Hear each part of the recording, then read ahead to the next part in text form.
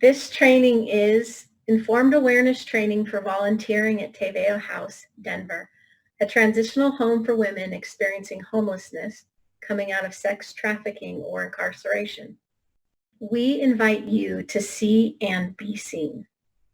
Project ICU exists to create spaces where women can awaken inwardly, express vulnerability outwardly, and change the communities they are a part of dramatically. We are a women-empowered movement radically transforming communities through the reciprocal dignity of serving and being served, healing and being healed, seeing and being seen. We create spaces where we can live out of these deep truths in community.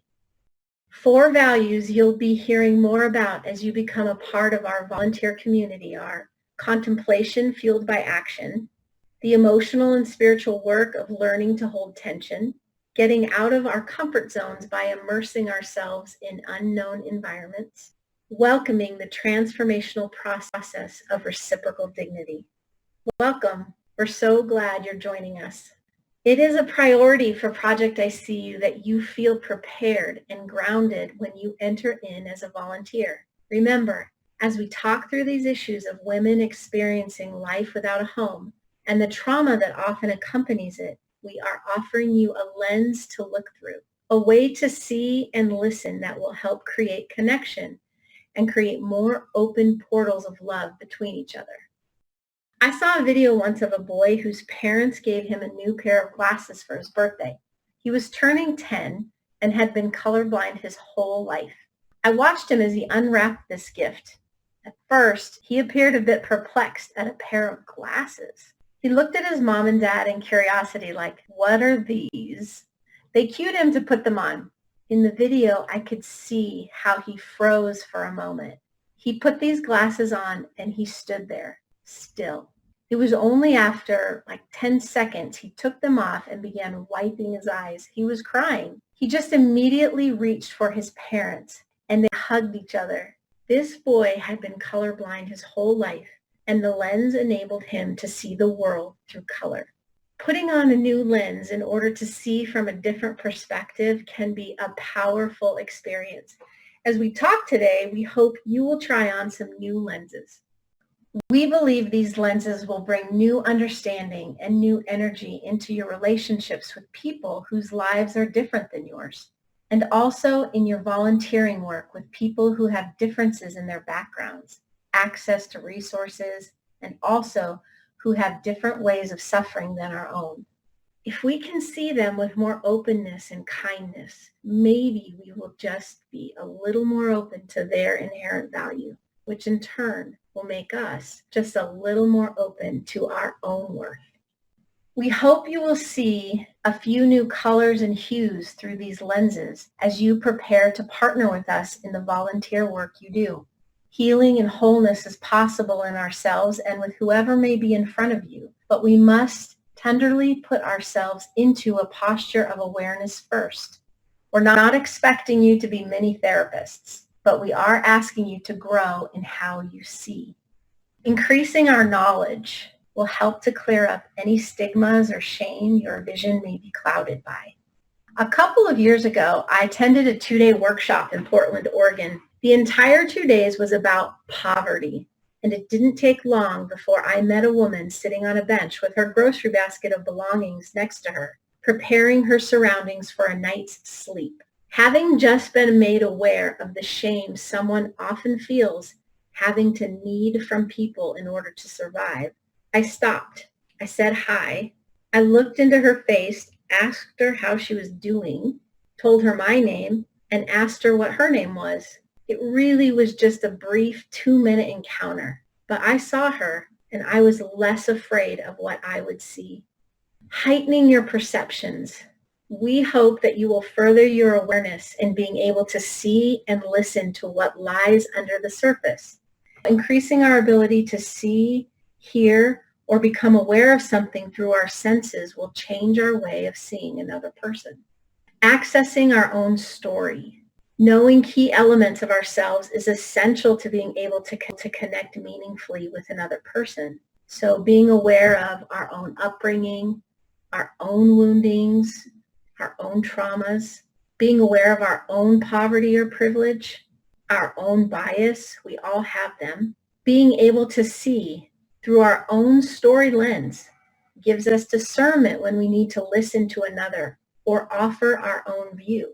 It is so helpful to know what energy I am bringing to a conversation and a person. Listening to others without judgment. When we can see our way through a conversation with another person without assessing whether they are right or wrong, without thinking through how to fix them or their situation, without trying to make them more of something or less of anything, we gain power to love.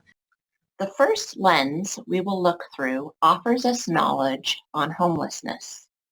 We're going to begin by expanding our awareness on the causes of homelessness, who experiences homelessness, and why. Before we begin, would you take a piece of paper and write down your reflections on these two questions? Why do I think people experience homelessness? And what do I feel when I encounter someone experiencing homelessness in Denver? Please try to offer yourself no judgment as you write down your answers. We all have thoughts about homelessness that guide our feelings and actions. To see with a new lens, it helps us to know our starting point. You may pause your video now. To receive housing and urban development funding to support their housing and homelessness initiatives, cities conduct a point-in-time survey yearly, where people who are experiencing homelessness are counted during a 24-hour period. Denver's most recent survey found that there are approximately 6,104 people experiencing homelessness in the Denver metro area on any given night. And 1/3 of those people are women. The survey also counted 759 people fleeing domestic violence. It counted 627 veterans experiencing homelessness, and it counted 1/3 of people experiencing homelessness are working or have jobs. So who experiences homelessness, and what are some of the high-level reasons for why people experience homelessness? People of all races, ages, genders, and disabilities can experience homelessness. But we must point out that almost half of families who are experiencing homelessness identify as Black. But Black people in our country make up only 14% of the overall population. This data indicates a serious discrepancy based on race. Black people experience homelessness at 5 times the rate of white people. According to the National Alliance to End Homelessness, racism continues to perpetuate disparities in critical areas that impact rates of homelessness. So what are the top reasons that women experience homelessness? One reason is a loss of job or couldn't find work, unable to pay their rent or their mortgage. This reason is very likely linked to gender-based wage inequality in our country. A typical woman who worked full-time in 2020 in the United States earned 82 cents to every dollar a man earned. Other reasons include relationship problems or a family breakup. A woman I've gotten to know over the past few years who experienced homelessness off and on for 7 years in Denver shared with me that she was living a very happy, financially and relationally secure life until her father died by suicide. His sudden death broke up her family system, led her into periods of deep depression and substance use, which eventually caused her to lose her home and her connections. Family breakup in all its forms can be very destabilizing, traumatizing. Other reasons include abuse or violence. Up to 100% of women experiencing homelessness have experienced domestic and sexual violence. And no safety net, neither financial nor relational, nothing to help catch them when they fall on hard times. Other reasons include mental and physical health, substance use disorder, and we must also discuss the systemic reasons for why anyone experiences homelessness. Our educational, medical, mental health, criminal justice, and housing are not accessible to all different types of people in our country. This lack of accessibility makes it more difficult for everyone to get the support they need and causes many people to slip through the cracks of our communities. According to Shahira Hyatt, director of California Homeless Youth Project in San Francisco, it's much easier to look around and see people in the streets as the problem and not see it's the broken system. Because cost of housing is listed as one of the top reasons for why people experience homelessness, let's take a moment to look at the cost of housing in the Denver area. Affordable housing is defined as housing that costs no more than 30% of your family income. However, in Denver, 1 in 4 renters spends half or more of their monthly income on rent. Home values in Denver continue to rise. Prices have doubled in the past decade. And according to a recent real estate study, median home prices have risen in recent years, growing at 4 times the rate of household incomes since 1960. While median home prices increased 121% nationwide since the 1960s, median household incomes rose only 29%. Affordable housing is indeed in short supply in the Denver area and across the country. And the lack of affordable housing contributes to why we see more and more people in our city living on the streets. The next lens we will look through will help us heighten our perceptions by better understanding trauma. How does trauma alter the landscape of a homeless woman? This lens is vital for us to understand as we journey with them. At Teveo House, we will practice being informed about the realities of trauma. Being informed about trauma helps you to grow in practices of empathy, listening, and true presence. It's vital to understand that a woman experiencing homelessness has experienced trauma. They may feel it physically, psychologically, emotionally. We will work to truly see the women living in Teveo House or other spaces we serve and care for them in a way that is inclusive, empowering, and safe. To be trauma-informed is to learn to do active listening. That means you're not just listening to what someone says, but you're learning to hear beyond their words, how they carry it in their bodies or how they offer it in their interactions. It means to understand that your awareness of this tender reality means you always begin with kindness. That can mean a smile first or asking them if they'd like a snack or a drink and serving them. Being trauma-informed is to exercise and mirror boundaries. Ask them what they like to be called. Ask them if it's okay to touch them or offer a hug or a pat on the back, and to feel free to let them know what you're comfortable with or not. Practice open, curious communication. A phrase like, help me understand, or I wonder if, immediately shows them respect and dignity. As you seek to connect with a woman and understand that something has likely happened in this woman's life that was traumatic, you may grow to understand it might have been a one-time event, or it may have been chronic and ongoing in nature. It may have been something done to them, something they saw, or something withheld from them that has significantly contributed to their way of being. It's caring to notice patterns, listen, be curious, and be aware of what is still affecting the person and their life. This kind of understanding will give them a sense of validation and safety. For anyone who has experienced homelessness, the effects of trauma can be profound. Trauma, physical, sexual, and emotional, is both a cause and a consequence of homelessness. People experiencing homelessness experience disempowerment and disconnection. These losses are dramatic and traumatic. People experiencing homelessness are particularly vulnerable to injury, accident, and assault. Trauma goes with the territory. There is one young woman I am currently in relationship with who chooses the streets as her way of life right now.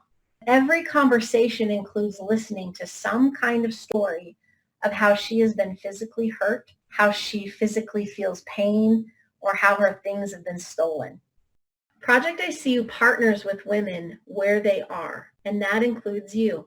We see that people who understand the realities of trauma in another help survivors rebuild a sense of control, help survivors rebuild a sense of empowerment.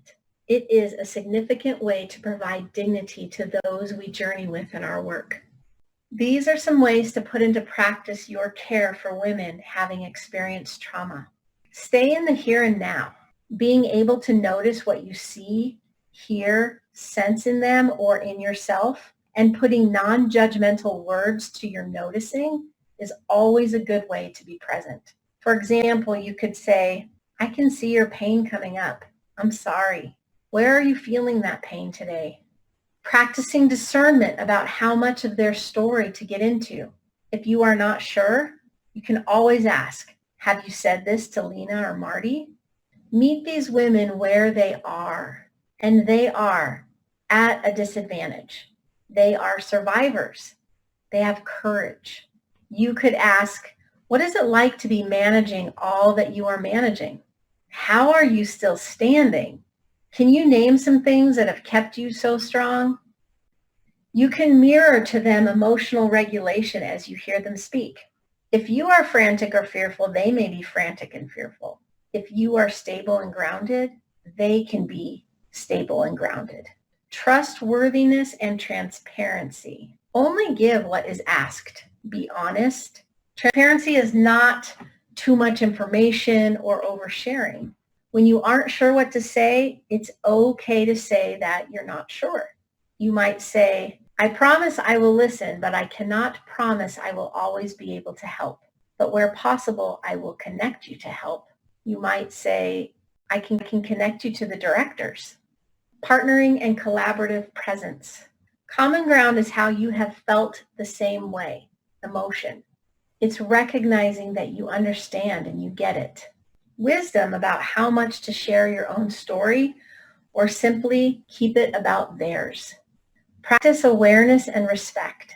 Especially consider cultural, historical, and gender differences. Grow awareness about your own emotional responses. Are you feeling strong emotions come up as you connect to these women's lives? Can you feel an emotional response in your own body? For example, shallow breathing, emotional distraction, anxiety in your gut.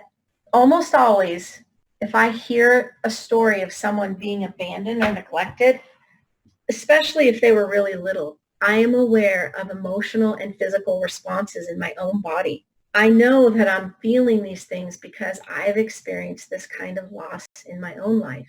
And so I have learned how to acknowledge my own experience. If I'm sitting with somebody, hearing about their story and noticing the changes in my own body, I might say, I so understand this. Even now, I'm aware of feeling some shortness of breath just thinking about it with you.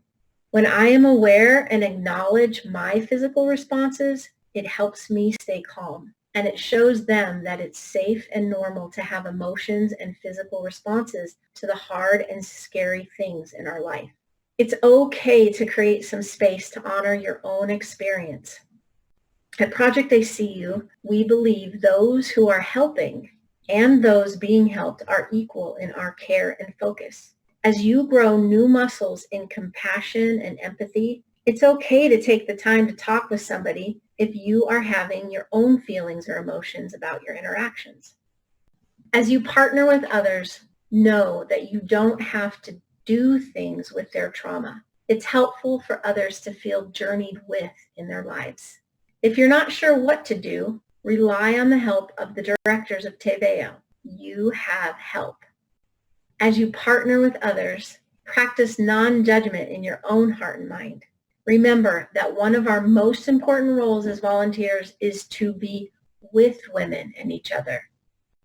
As you partner with others, just focusing on one of these trauma-informed practices can make a difference. It is okay to be a learner in the volunteer experience.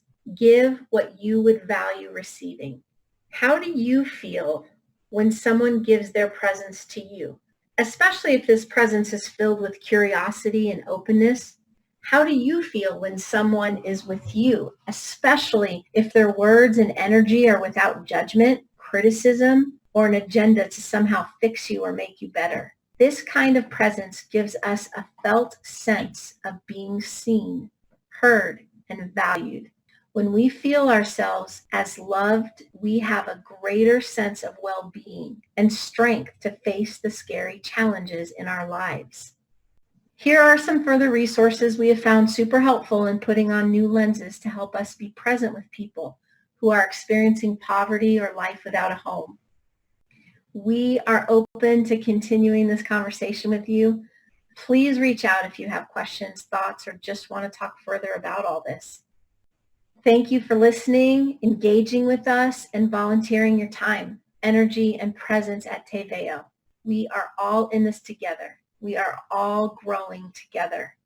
It is true that when a woman feels loved, she will stand up taller, walk with more purpose, and be affirmed in her existence on this earth as good and legitimate. And when this happens, communities begin to change.